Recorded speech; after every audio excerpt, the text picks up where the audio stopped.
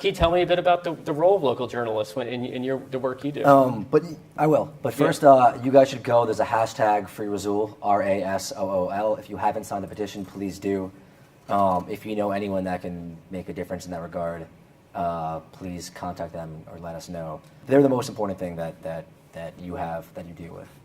And whether you want to call them a fixer or a local producer or whatever, you're really only as good as your fixers. Yeah, I mean, without them, it's like there's almost, they are most of the time who's going to keep you safe. They're going to tell you who's being honest and who's not, and not just like on video, like aside, let you know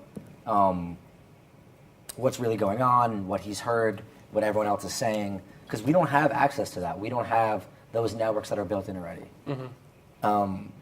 So it is the most important thing, and it's also really important to make sure that the person you're working with is vetted. I will not work with someone who I don't know someone else has worked with them before, because they could be mistranslating things.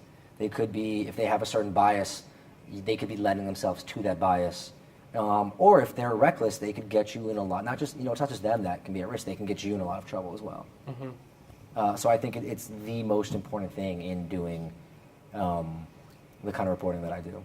Right. Yeah, I think it makes for a better story too. So if you're a journalist coming from an outside perspective, you're going to ask different questions than someone who is a local and has a little bit more of maybe cultural restrictions, has some biases. It's almost as if it's more protective family. You're not going to air your dirty laundry. But this balance between being fringe and curious about what's going on, in addition to the partnership that you have with your local producer, essentially gets you the really, really rich story.